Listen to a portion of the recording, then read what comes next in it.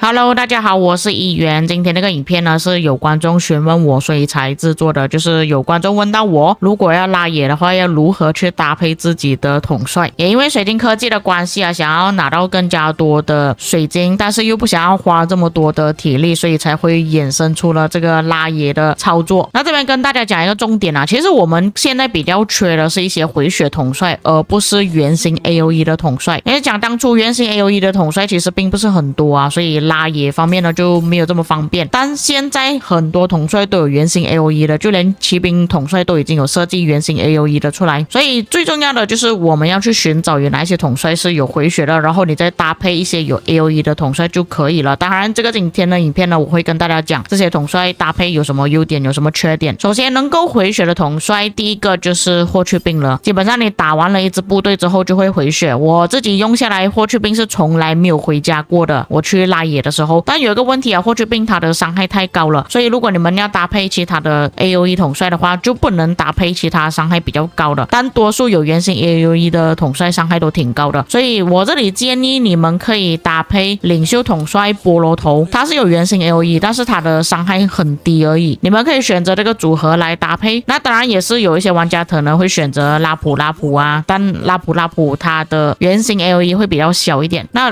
菠萝头不是每个玩家都有觉醒啊，有可能你甚至没有觉醒的情况下，你就只有600的伤害而已，所以我觉得拿来搭配菠萝头会比较合适一点，不过还是会可能打得比较快啦，所以你们要稍微注意一下这个骑兵菠萝头的队伍。还有就是你使用骑兵去拉野的时候会发现到一个问题，你的部队会跑得比较快，有可能你拉野拉到一半的时候会突然断掉，所以这个要特别注意一下。下一个有回血的统帅就是曹操了，曹操的第4技能就有每次基础攻击有 10% 的概率可以帮你治疗并且恢复怒气，所以曹操这边是属于一个有回血的统帅，但是他没有 AOE 嘛，所以你们可能可以选择阿卡琉斯，就是骑兵搭配骑兵的选择，不过也是一样会有跑得太快的问题存在啦。不过目前还是有其他玩家用其他的搭配啊，就比方说用曹操搭配诸葛亮啊，不过我们先以兵种来考虑先啦，所以这边我就已经给出了2个部队选择，那接下来我们就换步兵了。步兵也是有不少统帅是可以回血的，其实在之前就有不少玩家是用芝诺比亚来搭配的，芝诺比亚的主动技能就已经可以触发一个回血的效果了，但是芝诺比亚它的伤害会比较低一点啊，所以你们可以搭配一些伤害比较高的，就比方说工兵统帅。工兵统帅的话，我个人是比较建议你可以搭配秦始皇，它的输出会比较高一点，但比较多的玩家他们会想要选择工兵搭配工兵啦，但我发现下来秦始皇的输出确实是很高啊，所以你们可以搭配，又或者是搭配诸葛亮也是可以的。所以李成桂的话就不太建议啊，因为他这个伤害太低了，他最好是搭配一个输出比较高一点的回血统帅会好一点。步兵另外一个能够回血，一直以来有玩家在使用的就是理查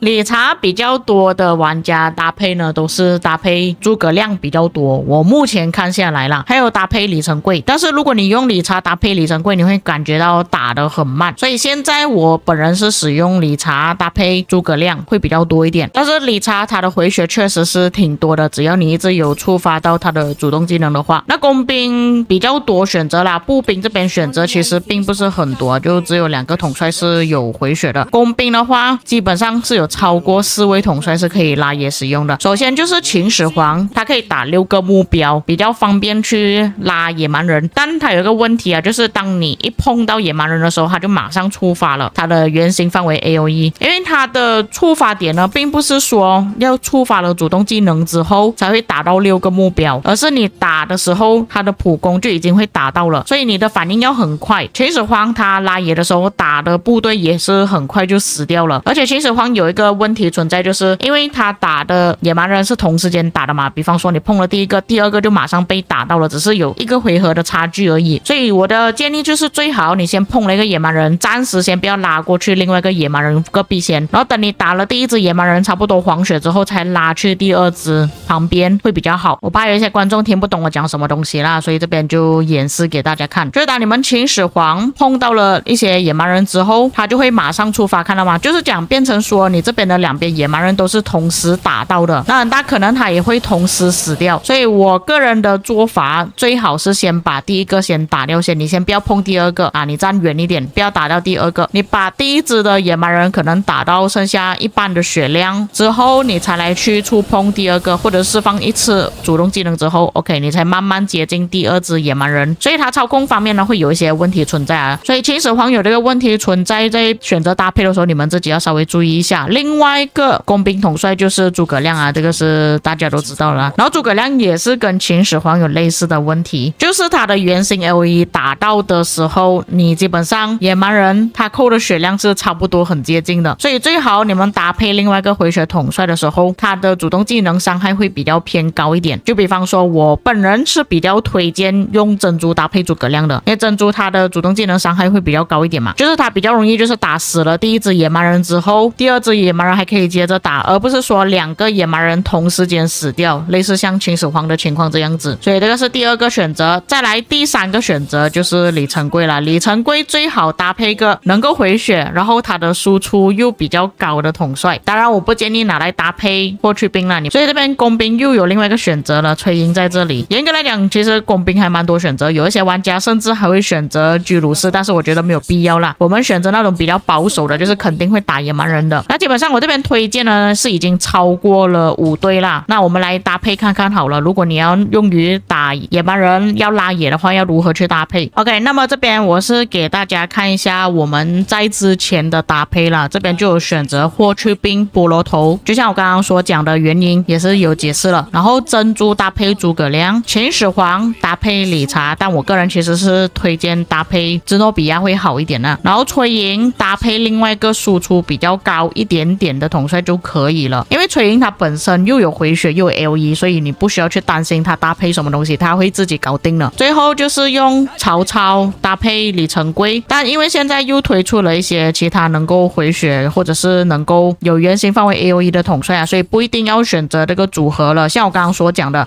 因为秦始皇他本身输出就已经够高了，你不用担心说他会不会很快死掉，他在还没有死掉之前就已经把敌人给打死了。你们可以用秦始皇搭配芝诺比亚，然后刚刚就已经排出了另外一个理查嘛，那你可能可以用理查搭配李成桂，然后曹操就拿来搭配阿卡琉斯。所以这边我是给到6个部队拿去拉野，那7个部队我相信大家也没有必要了，你都已经7个部队，你还要去拉咩？你最多就是拿那个荣誉值而已嘛。所以这边我是已经给够大家选择了啊，你们要去拉野。当然其实我个人觉得5队拉野是已经很足够了，你已经是没有时间去做其他东西了。6队的话应该要更忙啊，可能你要操作很厉害的玩家才会使用到6队啦。但我个人自己操作下来5队真的是极限了，你是已经忙到有点没有时间去看了。尤其是有一些统帅他打的时间又比较快啊，又有一些比较麻烦一点啊，你要去注意他。比方说秦始皇跟诸葛亮这2个是最麻烦的，那其他统帅就还好，他打的时间不会太快，又或者是你们可以把那些统帅全部打换成输出不要太高，这样子你们拉野的时候会比较舒服一点。因为有时候输出太高，你拉野反而没有时间去兼顾其他的部队啊。OK， 那么以上就是我对于拉野的统帅推荐了，希望这个影片有帮助到大家。